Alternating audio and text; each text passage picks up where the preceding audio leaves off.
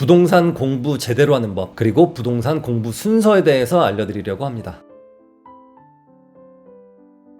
첫 번째는 청약 통장을 만드는 데서 시작합니다. 공공 분양이 있고 민간 분양이 있죠. 이 중에 뭐 할지 고르시면 되고요. 한 달에 얼마나 넣을지 계획을 세운 다음 내가 속한 지역에 앞으로 계획이 잡힌 분양 단지들을 쭉 찾아보는 겁니다. 이 분양가가 적절한지, 입지 가치는 어떤지 알아보는 거고요. 주변 신축 아파트와 시세를 한번 비교해 보시고 여기 당첨이 되었을 때 과연 남는 게 있는지 없는지 알아보는 그 과정 속에서 공부가 자연스럽게 될 겁니다. 두 번째는 실거주를 한 아파트를 찾는 거예요. 일단 어디 살지 보다는 내 금융 상황을 판단해야겠죠. 나는 현금이 얼마 정도 있고 얼마 정도가 최대 대출 금액이고 그걸 더해서 얼마짜리 집을 살 건지 정한 다음에 그 금액대가 형성되어 있는 지역을 찾아보는 겁니다. 그 지역을 정할 때 고려해야 될 사항들이 있죠. 신혼부부라면은 출퇴근 거리를 한쪽에 몰아줄 건지, 중간 정도에서 타협을 할 건지, 또는 자녀가 있다면 직주 근접이 먼저인지 학군이 먼저인지, 혹시나 부모님이 도와주신다면은 부모님 댁과의 거리가 우선인지, 이런 고민들을 해보게 되겠죠. 그렇게 해서 지역을 정했습니다. 그 지역 내에서 어떤 아파트를 살지 찾게 될 거예요. 보고 있는 지역에서 아파트들이 또 여러 개가 있습니다. 신축이 있고 준신축이 있고 구축이 있고 재건축이 있겠죠. 좀 비싸더라도 신축에 살까? 가성비 좋은 준신축에 살까? 좀 저렴한 구축에 살까? 아니면 재건축 아파트에서 몸테크를 할까? 이런 고민들을 할 겁니다. 재건축을 하게 되면 언제 될지, 추가 분담금은 얼마인지, 이런 것들을 또 알아보게 될 텐데요. 이런 과정들조차 또 공부가 되는 겁니다. 그러다가 실거주 하니까 대출이 너무 많네, 그냥 월세 살면서 갭으로 사둘까? 이런 계획을 또 세워볼 수 있죠. 이렇게 되면 나는 다른 데 살면서 투자로만 보기 때문에 지역을 한정 짓지 않아요. 더 범위를 넓게 볼 수 있다는 거죠. 또 월세론가 어디선가 산다면 내가 월세로 살 그 지역에 대해 잘 알게 됩니다. 예를 들어 현금이 3억이 있어. 이 3억으로 전세 끼고 살만한 곳들이 어디 있을까? 우선 한번 찾아보시고요. 그 다음에 주택담보대출 후순위나 신용대출이나 회사대출을 받아서 투자금을 늘린다면 얼마까지 늘릴 수 있는지 알아본 다음에 그 금액에 맞는 투자처를 또 찾으면 되겠죠. 저는 개인적으로 딱 3억이 있다면 외벌이일 경우에는 최소 1억, 맞벌이일 경우에는 2억 정도는 대출을 일으켜서 투자금으로 쓰시면 좋겠어요. 왜 대출을 받으려고 하냐라고 할 수 있는데요. 상당히 많은 분들이 그때 대출받아서 조금 더 좋은 걸 살 걸, 이런 후회를 정말 많이 합니다. 그리고 대출을 알아보는 것 그 과정 자체도 아주 좋은 경험이 돼요.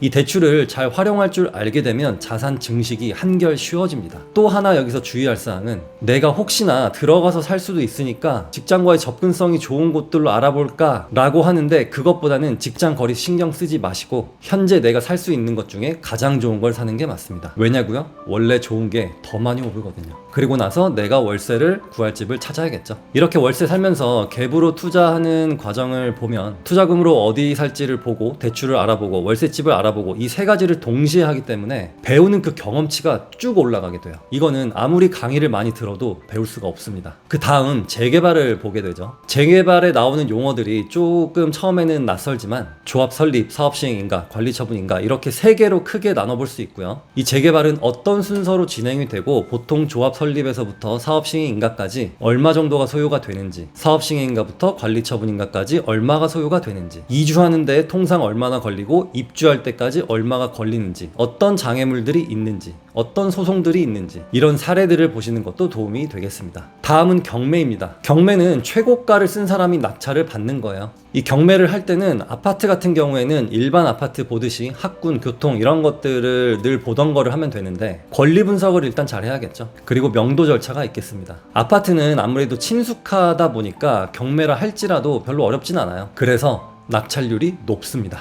왜? 경쟁이 치열하거든. 따라서 경매는 사람들의 관심이 적은 분야를 하는 게 훨씬 더 유리합니다. 예를 들면 공장 같은 건데요. 공장이라고 하면 토지도 포함이죠. 토지의 입지 가치와 공장의 사용 가치까지 내가 직접 판단할 수 있어야 합니다. 또 월세를 맞추면 얼마에 세팅할 수 있는지 이것도 계산을 해야 되고요. 그렇기 때문에 아파트보다는 난이도가 좀 있어요. 그래서 경쟁자가 별로 없습니다. 그래서 낙찰가율이 낮습니다. 물론 가끔씩 너무 좋은 매물들은 경쟁이 치열해요. 근데 그런 것 말고 일반적인 아파트보다는 시세 대비 저렴하게 살 수 있는 기회가 훨씬 더 많다는 거 아셨으면 좋겠어요. 아파트를 공부를 좀 하신 분들은 토지나 공장 경매 쪽 보시는 것도 새로운 시야를 트이게 합니다. 또 경매에 많이 나오는 게 뭐냐면 바로 상가인데요. 상가를 공부해보는 것도 상권에 대한 이해, 주거 환경에 대한 이해를 넓혀줘요. 저도 상가를 몇 개 가지고 있다가 지금은 전부 매도를 했는데요. 분명한 것은 상가는 시세 차익이 아니라 월세 수익입니다. 따라서 월세 수익률을 극대화할 수 있는지 여부부터 일단 따져봐야 되고요. 또 하나는 공실 리스크죠. 만일 현재 임차인이 나가게 되면 바로 임차인을 찾을 수 있는 곳인지, 그런 대기 수요가 있는 곳인지 없는 곳인지 확인을 해봐야겠습니다. 이건 어떻게 확인해요? 주변에 어떤 배우 세대가 있는지, 그 배우 세대는 어떤 연령층이 많이 거주를 하고 있는지, 소득 수준은 어떤지, 그 사람들의 주요 동선은 어디인지, 이걸 또 알아보는 과정 속에서 그 지역의 아파트에 대해서 자세하게 또 알게 됩니다.